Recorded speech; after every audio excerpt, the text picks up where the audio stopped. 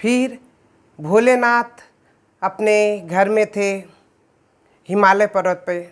उसी समय वहाँ नारद जी आए और कैलाश पर्वत पे नारद जी आके शिव जी को पूरी घटना का विवरण देने लग गए।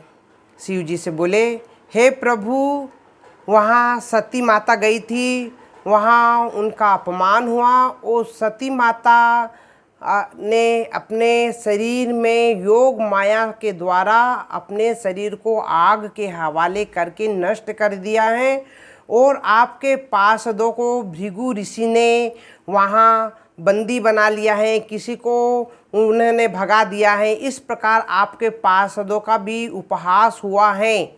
इस प्रकार नारद जी ने शिव जी को वहाँ की पूरी घटना सुना दी।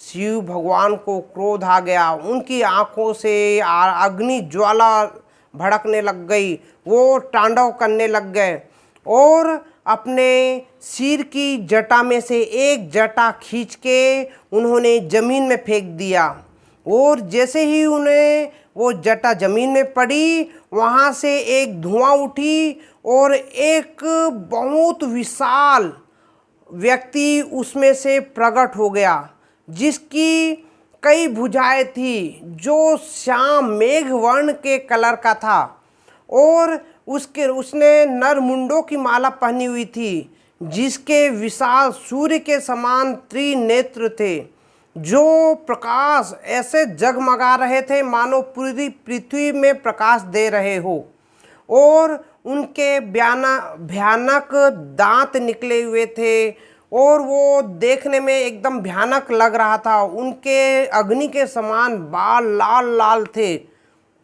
और जैसे ही वो प्रकट हुआ, प्रभु के सामने हाथ जोड़ के खड़े हो गया और बोले, हे प्रभु, आपने मुझे क्यों बुलाया है? आपके बुलाने का क्या उद्देश्य है, मुझे बताइए। फिर शंकर भगवान ने उन्हें बोले कि जाओ, वो यज्ञ स्थल में वो पूरे यज्ञ को नष्ट कर दो, दक्ष को नष्ट कर दो और वहाँ जिन्होंने सती का अपमान करवाने में दक्ष की जो भूमिका अदा की, दक्ष के लिए जिन्होंने कहा उसके पक्ष में थे, उन्हें भी तुम नष्ट कर दो। इस प्रकार वो वहाँ पर वीरभद्र जो प्रकट हुआ था, वो वीरभद्र ने शिव जी की परिक्रमा की और अनेक पार्षदों के साथ, भूत प्रेतों के साथ वहाँ से वो यज्ञ स्थल की ओर निकल पड़े। और वो आ रहे थे तो पूरी धूल पूरे आकाश में छा रही थी। यज्ञ स्थल में बैठे सभी देख रहे थे कि ये धूल इतनी क्या हो रही है, कोई तूफान आ रहा है कि कोई भूकंप आ रहा है। और गायों के गोधूली बेला के समय गाय आती है तो चारों तरफ धूल धूल हो जाती है। तो अभी गोधूली बेला भी नहीं है कि गायों का आने का समय हो गया है। ये क्या हो रहा है, उधर से इतनी धूल के गुब्बारे क्यों उठ रहे हैं, उत्तर दिशा से इतनी धूल क्यों आ रही है। लेकिन माता सती की माँ प्रसूति समझ गई थी कि इन्होंने मेरी बेटी का अपमान किया है। उस अपमान का बदला लेने के लिए शिव शंकर ही कुछ किए हैं। शिव शंकर ही के पार्षद आ रहे हैं या शिव शंकर आ रहे हैं या उसके संबंधित कुछ न कुछ उधर से आ रहा है। माता समझ गई थी, प्रसूति की माँ प्रसूति समझ गई थी, माता सती की माता। तो और जब वो देखे तो उधर से पूरे पार्षद शिव जी के भूत प्रेत हाथ में कोई तलवार लिए हैं, कोई क्या सब चीज़ लेकर वो उधर आ गए हैं और वे दक्ष को बांध दिए हैं। वीरभद्र ने दक्ष को बांध दिया और भृगु ऋषि को भी बांध दिया। जिस जिस देवता ने भगवान शिव का अपमान होते देखा और हंसे, उनको बांध दिया।